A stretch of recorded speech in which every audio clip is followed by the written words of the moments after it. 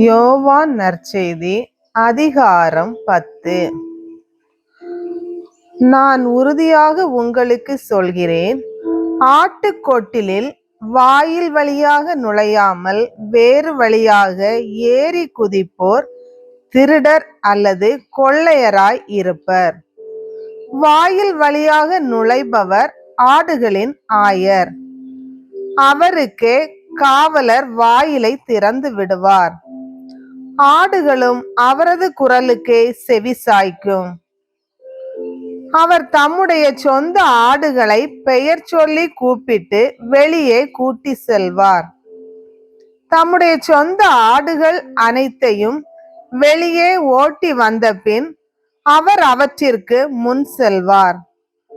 ஆடுகளும் அவரை பின்தொடரும், ஏனெனில் அவரது குரல் அவற்றுக்கு தெரியும். அறியாத ஒருவரை அவை பின்தொடரா. அவரை விட்டு அவை ஓடி போகும், ஏனெனில் அவரது குரல் அவற்றுக்கு தெரியாது. இயேசு அவர்களிடம் உவமையாக இவ்வாறு சொன்னார். ஆனால் அவர் சொன்னதை அவர்கள் புரிந்து கொள்ளவில்லை. மீண்டும் இயேசு கூறியது, உறுதியாக உங்களுக்கு சொல்கிறேன், ஆடுகளுக்கு வாயில் நானே. எனக்கு முன்பு வந்தவர் அனைவரும் திருடரும் கொள்ளையருமே. அவருக்கு ஆடுகள் செவிசாய்க்கவில்லை. நானே வாயில். என் வழியாக நுழைவோருக்கு ஆபத்து இல்லை. அவர்கள் உள்ளே போவர், வெளியே வருவர், மேய்ச்சல் நிலத்தை கண்டு கொள்வர்.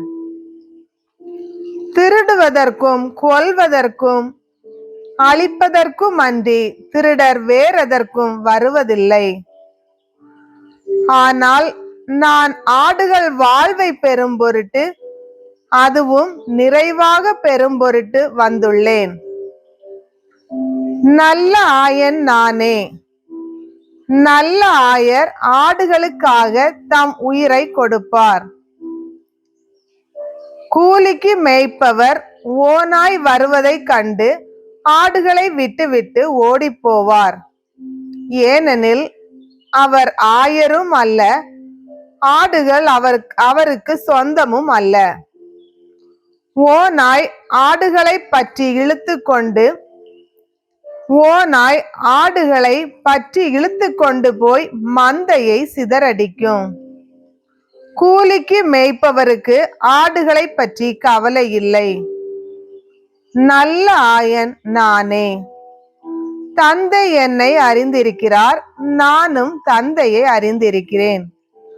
அதுபோல நானும் என் ஆடுகளை அறிந்திருக்கிறேன், என் ஆடுகளும் என்னை அறிந்திருக்கின்றன. அவைகளுக்காக எனது உயிரை கொடுக்கிறேன்.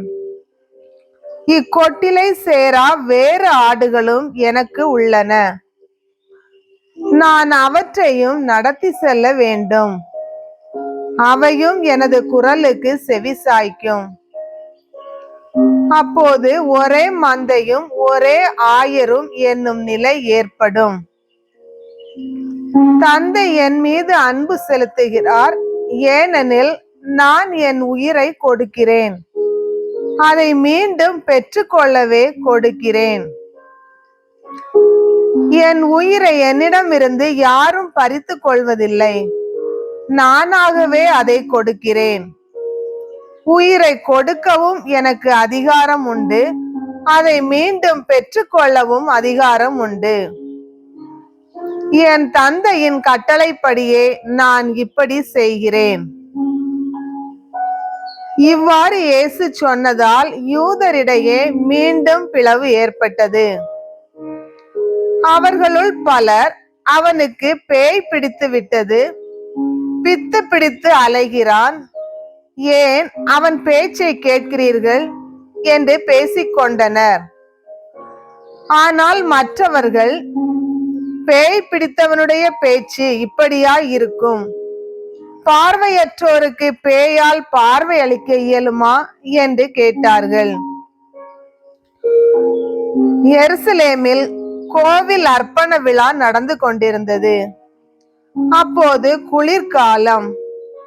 கோவிலின் சாலமோன் மண்டபத்தில் இயேசு நடந்து கொண்டிருந்தார். யூதர்கள் அவரை சூழ்ந்து கொண்டு, இன்னும் எவ்வளவு காலம் நாங்கள் காத்திருக்க வேண்டும்? நீர் மெசியாவானால் அதை எங்களிடம் வெளிப்படையாக சொல்லிவிடும் என்று கேட்டார்கள்.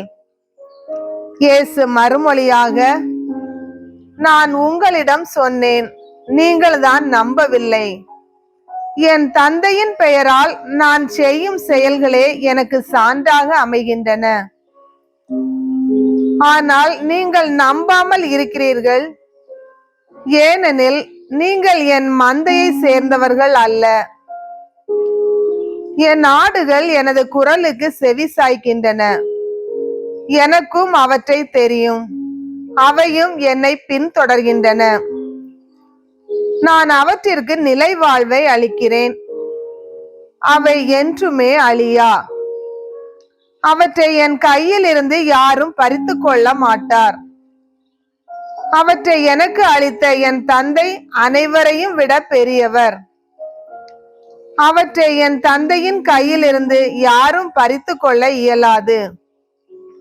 நானும் தந்தையும் ஒன்றாய் இருக்கிறோம் என்றார். அவர் மேல் எரிய யூதர்கள் மீண்டும் கற்களை எடுத்தனர். இயேசு அவர்களை பார்த்து, தந்தையின் சொற்படி பல நற்செயல்களை உங்கள் முன் செய்து காட்டியிருக்கிறேன். அவற்றுள் எச்செயலுக்காக என் மேல் கல்லெறிய பார்க்கிறீர்கள் என்று கேட்டார். யூதர்கள் மறுமொழியாக, நற்செயல்களுக்காக அல்ல, இறைவனை பழித்துரைத்ததற்காகவே உன்மேல் கல்லெறிகிறோம். ஏனெனில் மனிதனாகிய நீ உன்னையே கடவுளாக்கி கொள்கிறாய் என்றார்கள். இயேசு அவர்களை பார்த்து, நீங்கள் தெய்வங்கள் என நான் கூறினேன் என்று உங்கள் மறைநூலில் எழுதியுள்ளது அல்லவா?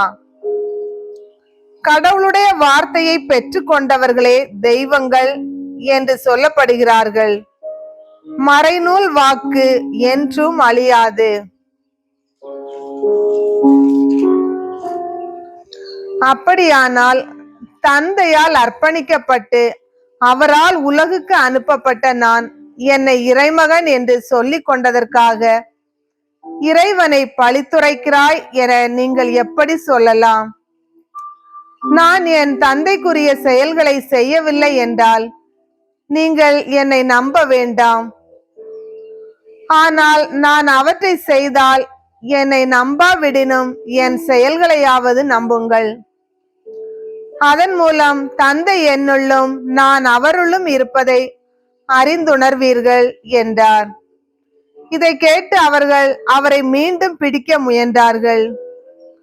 ஆனால் அவர்கள் கையில் அகப்படாமல் அவர் அங்கிருந்து சென்றார்.